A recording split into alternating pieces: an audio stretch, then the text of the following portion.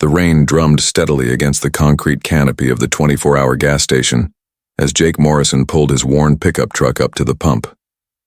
At 35, he had grown accustomed to working late-night construction jobs to make ends meet as a single father, but tonight felt different somehow. The storm had forced him to stop for gas on his way home from a demolition site, and all he wanted was to get back to his sleeping 6-year-old daughter. As Jake stepped out of his truck, he noticed a figure sitting on the concrete ledge near the building, partially sheltered from the rain but clearly soaked through. A young woman in a white dress sat with her head in her hands, her blonde hair plastered to her head, her shoulders shaking with what appeared to be tears rather than cold. Jake hesitated for a moment, torn between his natural inclination to help and his awareness that approaching a stranger late at night might frighten her. But something about her posture, the way she seemed completely lost and vulnerable, reminded him of his own darkest moments as a new single parent. "Excuse me," he said gently, approaching slowly with his hands visible. "Are you all right? Do you need help?" The woman looked up, revealing a face streaked with tears and rain. She appeared to be in her late 20s, and Jake could see now that she was several months pregnant. Her dress, though soaked and wrinkled, looked expensive, and there was something about her bearing that suggested she was not accustomed to being stranded at gas stations in the middle of the night. "I am fine," she said automatically, then immediately contradicted herself. "No, actually I am not fine at all, but there is nothing you can do to help me." Jake noticed she was barefoot, her feet pale against the wet concrete. "Where are your shoes? You are going to catch pneumonia sitting out here, like this." The woman looked down at her feet as if she had forgotten about the missing shoes entirely. "I left them in the car when I got out too. I needed some air, and when I came back the car would not start. My phone is dead, and I do not know anyone I can call anyway."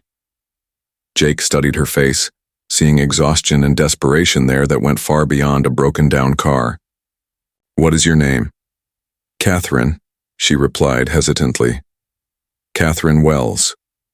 "Well, Catherine, I am Jake, and the first thing we need to do is get you out of this rain."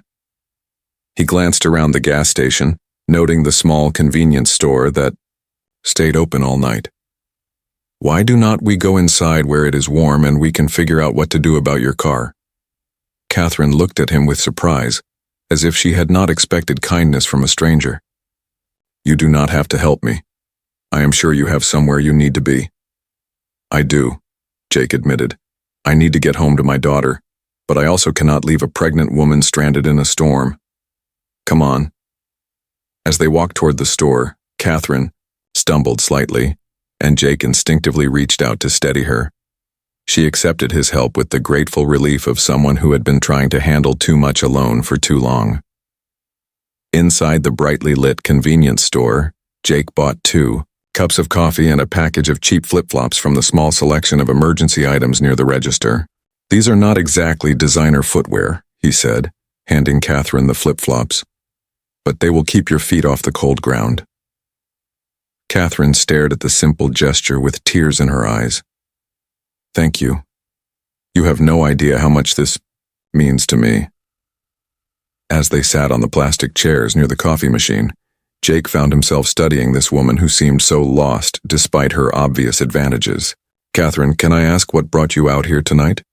You do not exactly look like someone who spends a lot of time at gas stations." Catherine was quiet for a moment, seeming to weigh how much to reveal to this stranger who had shown her unexpected kindness. "I had a fight with my father tonight. A terrible fight about the baby, about my choices, about everything. I got in my car and just started driving, and I ended up here." "What kind of fight?" Jake asked gently. "The kind where you discover that the people you thought loved you unconditionally actually love you, only as long as you live the life they planned for you," Catherine said bitterly. "My father owns a large company, and he had very specific ideas about who I should marry and when I should have children. When I chose differently, he made it clear that I was no longer welcome in his life." Jake nodded with understanding. "And the baby's father?" Catherine's expression darkened. "Gone. When he found out about the pregnancy, he decided that fatherhood was not compatible with his career ambitions. Apparently, I'm very good at choosing men who disappear when things get complicated. Jake looked at this woman who was clearly intelligent and successful, but who had been abandoned by the people who should have supported her most. Catherine, I do not know you very well, but I can tell you one thing for certain. Anyone who would abandon you and your baby is making the biggest mistake of their life. Catherine looked at him with surprise. Jake, you do not know anything about my situation. You do not know what kind of person I am, or what I have done. I know that you are, sitting in a gas station in the middle of a storm, pregnant and alone, and you are still thinking about other people. Jake replied. You apologized for inconveniencing me, thanked me for cheap flip-flops like they were diamonds, and worried that I might be late getting home to my daughter. That tells me exactly what kind of person you are. Catherine stared at him, clearly, unused to being seen so clearly by someone who had known her for less than an hour. How do you do that? How do you see good in a situation that is completely messed up? Jake smiled. Practice. I became a single father 3 years ago when my wife decided that family life was not the adventure she had signed up for. I spent a lot of time feeling sorry for myself until I realized that my daughter needed me to figure out how to build a good life from whatever pieces I had left. It must be difficult, raising a child alone, Catherine said softly. It is, Jake admitted, but it is also the most important thing I have ever done. Emma is 6 years old, and she has taught me more about resilience and hope than I ever learned from adults. Catherine placed her hand on her belly, feeling the baby move in response to her shifting position. I am terrified that I will not be good at this. I do not know how to be a mother without any support system. Jake looked at this woman who was facing the same fears he had confronted 3 years earlier, and felt something shift in his chest. Catherine, can I tell you something my daughter taught me about families? She nodded. Emma told me once that families are not just the people you are born with. They are the people who show up when you need them most. Tonight you and I showed up for each other. That is how families actually get built. Catherine felt tears welling up again. But this time they were not tears of despair. Jake, I need to tell you something. I have not been completely honest about who I am. Jake waited patiently for her to continue. My full name is Catherine Wells Morrison. I am the CEO of Morrison Industries. When I said my father owns a large company, I meant that I run a corporation with 3,000 employees. I am not just some lost pregnant woman. I am someone who should know better than to end up stranded at a gas station. Jake stared at her, processing this revelation. Morrison Industries? The technology company? Catherine nodded. I built it from my father's small manufacturing business into what it is today. But success in business does not prepare you for being disowned by your family or abandoned by someone you love. Jake was quiet for a moment, then began to laugh. Catherine, do you know what this means? That you probably think I am crazy for sitting in a gas station crying when I could afford to hire a dozen people to solve my problems? No, Jake said, shaking his head.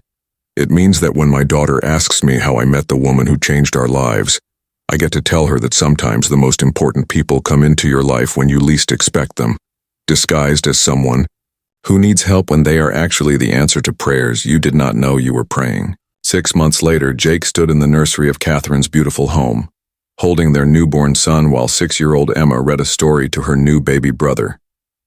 Catherine watched from the doorway, marveling at how a breakdown at a gas station had led to the family she had never dared to dream possible.